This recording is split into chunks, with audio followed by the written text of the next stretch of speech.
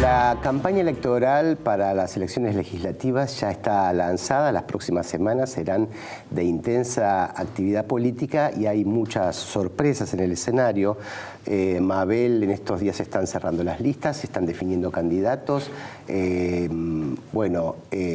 Los frentes, las alianzas posibles, alianzas imposibles, hay de todo y la gente estará seguramente en los próximos días muy atenta a estas opciones que se están desplegando para entender un poquito más qué hacer cuando tenga que ir a depositar su voto. Sí, sobre todo es aclarar entre los ciudadanos qué supone cada perspectiva en juego, cada cuestión que se está planteando en este momento en debate, que no es una elección presidencial. Hay que tener en cuenta que en muchos sentidos tanto el gobierno como cierta parte de la oposición lo plantean en polarizaciones como si se definiera directamente una elección, y lo que se están definiendo son opciones. Entonces, cuando se plantea gobierno y oposición es una mirada maniquea, porque el gobierno es el que ejerce el rol de conducción del Estado, pero las oposiciones son muchas, varias, distintas, y bueno, precisamente es cómo articular esa diversidad para expresar en algún polo no es siempre sencillo y no siempre es necesario que sea así, ¿no? Me parece que hay una idea de que el gobierno, hay que ganarle al gobierno desde la oposición, generando ya como una especie de balotage, ¿no? Es decir, de segunda vuelta, cuando en realidad hay muchas opciones que van a ser leídas de distinta modo seguramente, pero las disconformidades en las que se planteó esta opción casi binaria de un polo a favor del gobierno y otro polo casi por mitades contrario, bueno, todavía no se saldó y hay un campo en el medio de personas que votaron al gobierno como mal menor. Todo eso tiene mucha tela para cortar, ¿no? Bueno, en cualquier caso, esta política de corto plazo en la Argentina será el tema de esta noche en Asuntos Públicos, y hoy está con nosotros para ayudarnos a entender esto Ezequiel Adamowski, historiador, y que ha publicado este libro, El cambio y la impostura, que es absolutamente imprescindible para entender muchos de los elementos estructurales que están en juego en la discusión política de estos días. Ezequiel, gracias por estar con nosotros esta noche. Y el cambio y la impostura, la tesis principal de tu libro es, analizas la historia que llevó al triunfo electoral de Macri, y vos lo atribuís más que a las virtudes de Macri, a los defectos del kirchnerismo. ¿Es así? Bueno, un poco y un poco. El cambio y la impostura refiere, en primer lugar, a todo el proceso que permitió el ascenso vertiginoso del PRO como fuerza política. En muy pocos años, desde su fundación, consiguió hacerse con el control de los principales distritos del país y del gobierno nacional. La parte de la impostura del título refiere a cómo jugaron durante el año, sobre todo 2014, 2015, los discursos públicos, las oposiciones entre esta idea de una república en peligro, amenazada por el populismo, y los medios de comunicación y el propio lenguaje de campaña electoral diseñado por el PRO. Pero también es un libro que trata de entender qué significa el PRO como cambio real en la política argentina, ¿no? Más allá de las imposturas que pudiera haber habido, cómo se conecta el PRO primero con el kirchnerismo y con sus límites, cómo se conectan ambos, kirchnerismo y PRO, con los anhelos de cambio del 2001, que yo soy historiador, no puedo evitar mirar la política en plazos más largos, más allá de las coyunturas, y me interesaba mucho resaltar cómo tanto kirchnerismo como PRO fueron hijos de 2001, cada uno a su modo buscando una manera de dar respuesta a la crisis no solo económica, sino fundamentalmente política y de legitimidad de ese año, y cómo el PRO planteó un cambio frente al kirchnerismo que consiguió conectar entonces con esas expectativas que estaban pendientes de 2001, ¿no? El propio PRO se presentó a elecciones con un eslogan que grafica esto muy bien, que es el de Cambiemos, y Macri durante toda la campaña electoral tuvo una frase que a mí me intrigó y que un poco de ahí sale la idea del libro, que es la idea de que ellos no estaban viniendo a hacer un cambio de modelo económico, sino un cambio cultural, ¿no? Entonces este libro traté de entender un poco qué significa política y culturalmente el cambio que trae el PRO, el cambio que viene a proponer, ¿no? ¿Cuál es la ese superación cambio? de las ideologías, en ese sentido. Bueno, tiene varios aspectos. Uno de los cambios me parece fundamentales en el plano de la política y la cultura es que el PRO es un neoliberalismo, pero de un tipo nuevo, distinto del de los años 90, que supo leer el 2001, y una de las cosas que me parece que leyó bien es que existen en la sociedad argentina valores políticos, una cultura política encarnada en una serie de valores que son bastante hostiles al tipo de proyecto social y económico que tienen en mente, ¿no? Una cultura que incluso hay encuestas comparativas internacionales que tiene el valor del igualitarismo en un lugar muy central, mucho más alto que otros países incluso de la región, una cultura que tiene una sospecha muy fuerte respecto del libre mercado, respecto de los empresarios. A favor del Estado, ¿no? A favor del Estado, una crítica muy fuerte a los ricos, ¿no? El PRO entendió que esta cultura política es necesario cambiarla lentamente como para poder encarnar un proyecto como el que ellos vienen a encarnar. El cambio que proponen es cultural en primer lugar por eso, porque apunta a modificar el sistema de valores básico de la sociedad argentina. Lo dice Alejandro Rosichner, producir un cambio psicológico en la Argentina. Y eso es un cambio de más largo plazo, ¿no? ¿Se puede hacer eso? ¿Se puede desde el poder del Estado generar un tipo de cambio así? ¿Cuáles son, te parece, los límites o las posibilidades que tiene este proyecto? Bueno, en Argentina esa es una cultura que está muy firmemente arraigada, esa sería la buena noticia. La mala es que me parece que el PRO no está trabajando en el vacío, sino que está trabajando sobre también valores y expectativas que quizás minoritariamente, pero sí existen ya instalados en nuestra sociedad, ¿no? Uno de los ejes sobre los que trabaja, por ejemplo, que ha sido un eje central del gobierno de la ciudad y ahora en las políticas educativas, por ejemplo, es con la ideología del emprendedurismo. Ahí dedico toda una parte del libro a esta ideología que en Argentina es muy nueva, en otros países llegó un poco antes. En Argentina básicamente llegó de la mano del propio macrismo. Y esta especie de relato por el cual se propone frente a un escenario de incertidumbre económica, de inestabilidad, de flexibilización y demás, se propone como valor positivo el horizonte de ser un emprendedor, ¿no? Ser independiente, manejar su propia vida. No tener jefes. No tener jefe, exactamente, que es un ideario que por supuesto conecta muy bien con muchas expectativas individuales que puedan tener muchas personas, pero además conecta muy bien con el escenario, otra vez acá de 2001. En 2001 es interesante, las ONGs y think tanks internacionales que vienen promoviendo el emprendedurismo identificaron que Argentina es uno de los países más emprendedores del mundo, justamente porque el mercado había fracasado de tal manera que había forzado una porción enorme de la población a buscarse algún rebusque de subsistencia. Desempleo encubierto, digamos. Exactamente, todo lo que fueron las ferias de trueque, la producción autogestiva, las redes de comercialización alternativa, las fábricas recuperadas, etcétera, etcétera.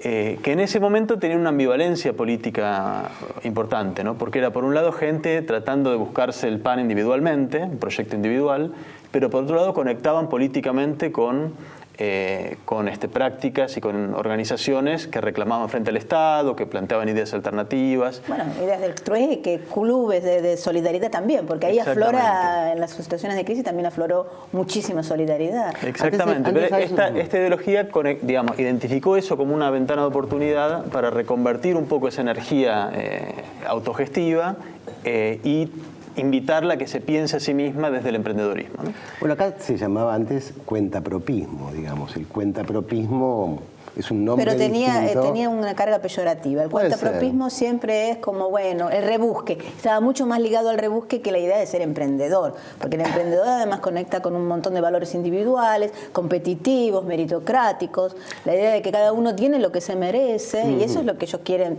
instalar como para justificar las fortunas de los ricos, decir, no, es que se lo merece. Claro, la ideología del emprendedor invita a identificarse con un mismo rótulo a una vendedora de limones en la calle, hasta un empresario de software, de una empresa que cotiza en bolsa, ¿no? Son todos emprendedores. De ese modo, las formas de autogestión popular quedan retraducidas en términos de una ideología completamente diferente, ¿no? Eso me hace acordar de Hernando de Soto en Perú, que era la base de, bueno, todos eran microemprendedores y había que ayudarlos y somos todos iguales, cada uno es micro, a alguno le va mejor y a otro le va peor de acuerdo a su esfuerzo, ¿no? Hay toda una discusión que sigue, digamos, la discusión entre el populismo, vos hablas mucho de eso en el libro, ¿no? El populismo, el republicanismo, ¿no? Y un llamado, así como ahora se llama el cuentapropismo, se lo llama emprendedorismo, ahora al conflicto, a los conflictos de clase, a los conflictos sociales, se lo llama la grieta, ¿no? Como si, y hay llamados hay una cosa, una ideología subyacente en muchas personas del gobierno de la conciliación, de la reconciliación, de que todos tenemos que estar unidos trabajando en el mismo sentido. Ahora, la grieta se presenta como si fuera algo nuevo, cuando en realidad uno ve, vos que sos historiador, ves la historia, esto más que la excepción es la regla de la historia argentina, ¿no? O sea, siempre hubo desde Rosas para aquí, pasando por Irigoyen y Perón, ¿qué diferencia hay? Estamos en otro, digamos, en una nueva etapa del mismo ciclo histórico, ¿no? O sea, es un cambio pequeño, microcambios, pero dentro de un ciclo histórico grande donde no hay ninguna novedad. Por eso estas alusiones a la república, una república que sería ¿dónde, no? ¿Cuál sería la democracia republicana idealizada que tienen en mente algunos? ¿Y cuáles serían, no sé, el populismo o el progresismo que se imaginan los otros, ¿no? Vos hablas mucho de esto en el libro. Sí, toda la primera parte refiere a esos dos términos, ¿no? República y populismo.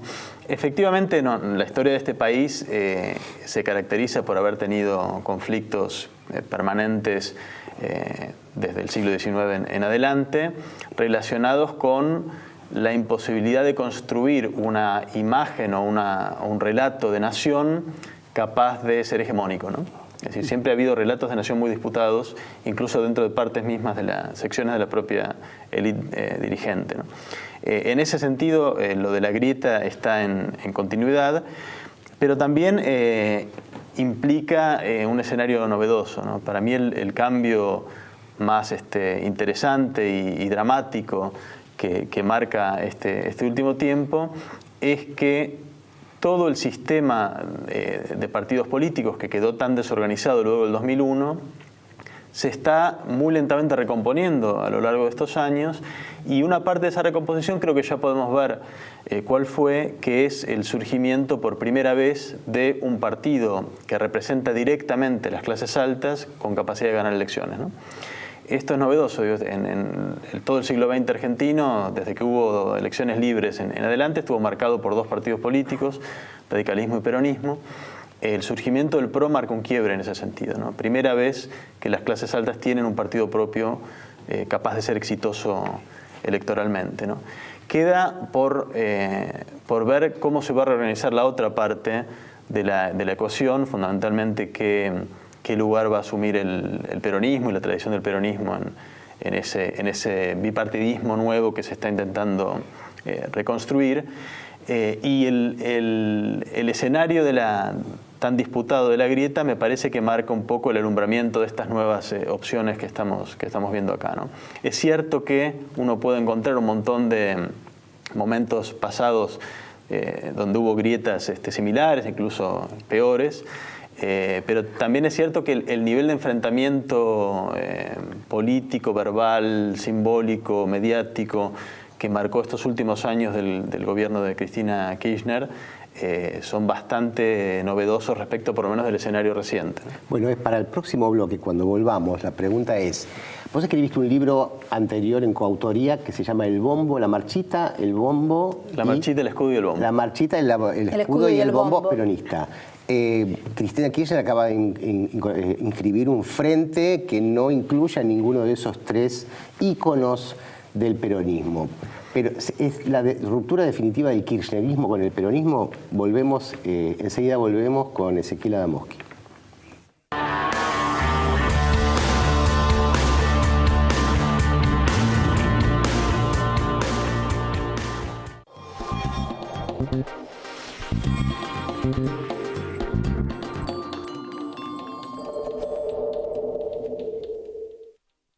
Hace 65 años que nuestra historia se alimenta de otras historias que nos ayudaron a crecer. Arcor, alimentando momentos mágicos. IRSA. Somos la mayor empresa argentina inversora en bienes raíces. IRSA. Líderes en real estate. ExxonMobil, líder en tecnología para la operación segura y eficiente de recursos no convencionales de gas y petróleo, está contribuyendo con el progreso del país desde sus operaciones en la provincia de Neuquén. Aceitera General Dehesa, una empresa comprometida desde hace más de 65 años con el desarrollo del país y las generaciones futuras. En la Ciudad Autónoma de Buenos Aires, vivir mejor es ley. Legislatura de la Ciudad Autónoma de Buenos Aires. El fruto de nuestro trabajo es parte de tu mesa. Por eso queremos que nos conozcas. En Monsanto ayudamos al campo a producir más alimentos cuidando los recursos naturales. Entrá a Descubrir Monsanto y sé parte de la conversación. Préstamos personales de hasta 500.000 pesos a tasa fija. Cumplí tus sueños con Banco Provincia. Si un vecino tiene un buen gesto, agradecéselo sacándote un agradeselfie o sacale una foto haciendo eso que querés destacar. Subila a las redes con el hashtag agradeselfie y llenémosla de me gusta. Estos pequeños gestos también nos ayudan a vivir cada día mejor. Convivamos, Buenos Aires. Llevala, Claudia. Somos la pareja de Galicia. Imagínate si fuéramos la pareja de los perfumes. Le magnétisme. Le Franel. Decepción. O de Garou, by Marcos y Claudia. Menos mal que somos la pareja de Galicia, ¿no? Llévala, llévala, si ahorramos un montón.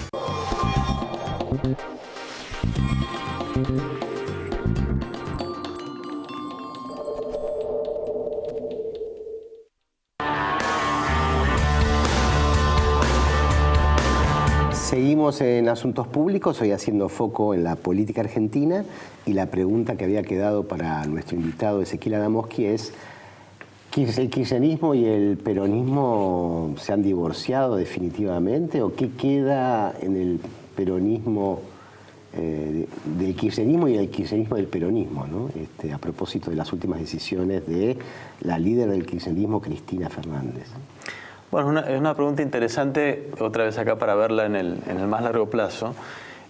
Parte de las expectativas de cambio del 2001, de las expectativas de nueva política, tal como se expresaron en ese momento, tenían que ver con superar el horizonte del peronismo, ¿no? Es decir, de alguna manera dejar atrás el horizonte marcado por la oposición peronismo-antiperonismo que había dominado la política nacional. En ese sentido, el propio kirchnerismo tiene una historia de oscilaciones bastante interesante respecto del legado peronista, ¿no?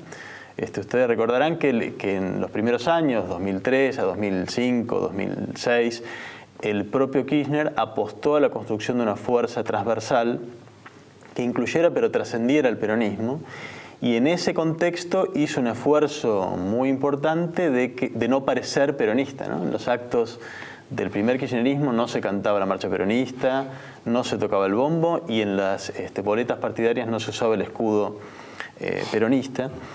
Ese intento, digamos, de trascender el peronismo y construir una fuerza política transversal, novedosa, tuvo una marcha atrás cuando Kirchner decidió recostarse nuevamente en el aparato del PJ. Parte de la gran oposición que desató el kirchnerismo tiene que ver con ese movimiento, con la promesa incumplida de trascender el peronismo, ¿no? Parte del reproche de los años 2006, 2007 contra el kirchnerismo venía por eso, de gente que lo había apoyado pensando que significaba superar el peronismo, y de pronto se da cuenta que significa reponer el peronismo en escena.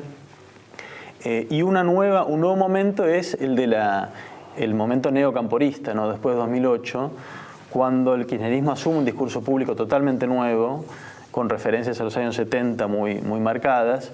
Y acá es interesante porque produce una reperonización del kirchnerismo y de toda una nueva generación, sobre todo de gente joven, que vuelve al peronismo a través de este relato que proponía el kirchnerismo. Y es bien interesante porque de toda la historia del peronismo, el kirchnerismo eligió el momento cámpora, esa primavera breve del momento cámpora, que fue posiblemente el momento menos peronista del peronismo. O sea, fue el momento en el cual el peronismo se acercó más al horizonte de la izquierda, es decir, el momento en el cual amagó a trascender el horizonte de su fundador, ¿no? Sí, de Perón, la patria socialista, ¿no? Claro, de Perón, que era cualquier cosa menos izquierdista, ¿no?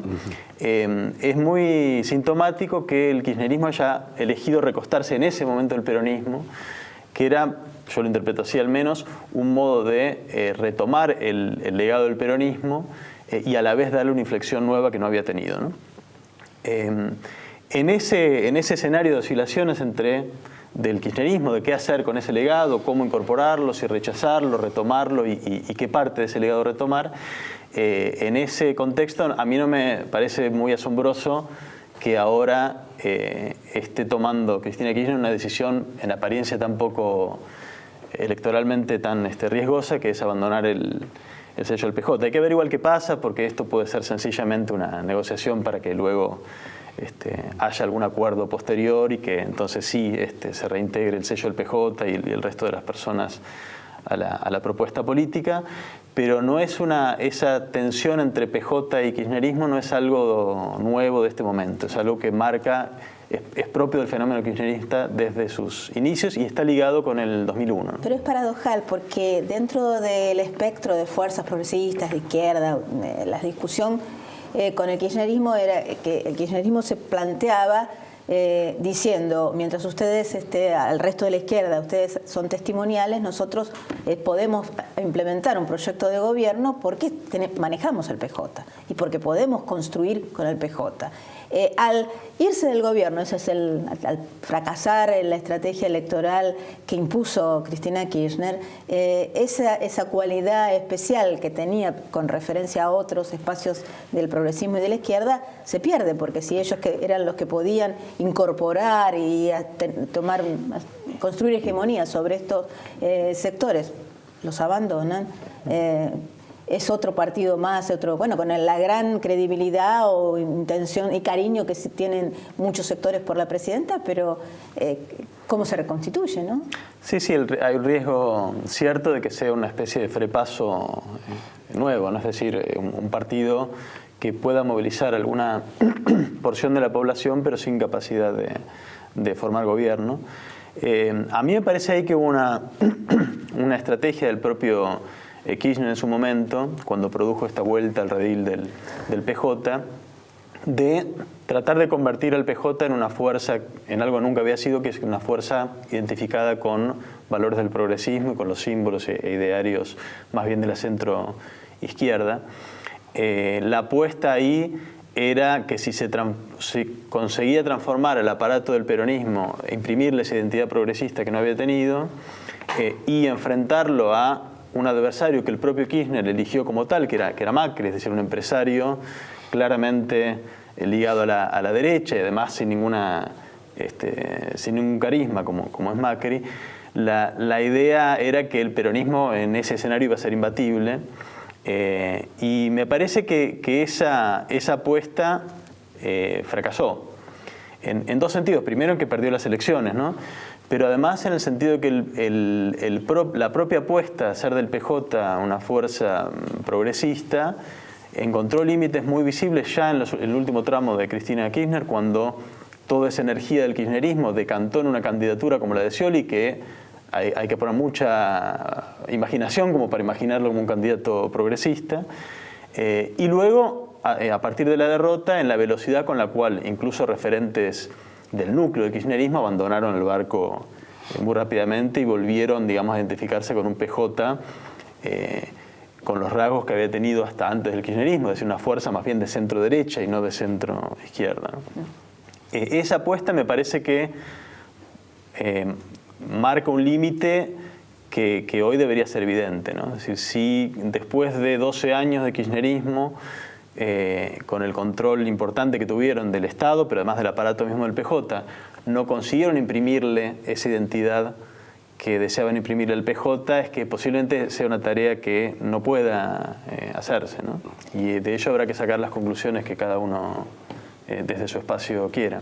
En los 2 minutitos que nos quedan, no quería dejar de preguntarte ¿cómo interpretás vos esta cuestión del republicanismo versus el populismo y la discusión que hay entre aspectos de la llamada centroizquierda o como querramos? Bueno, a mí me parece que es una trampa discursiva plantear el debate en esos términos, por dos motivos. Primero, porque populismo es un término que nos llega de la tradición liberal y que está utilizado en los debates públicos metiendo en la misma bolsa fenómenos que son totalmente disímiles, ¿no? Populista en los debates internacionales es Donald Trump y es Podemos en España, que no tienen nada que ver una cosa con otra. Populista es Venezuela y también Grecia. Es un término que finalmente no quiere decir mucho, es de rasgos peyorativos y se usa para condenar cualquier intención real o meramente discursiva de acercarse a lo plebeyo o a lo popular, ¿no?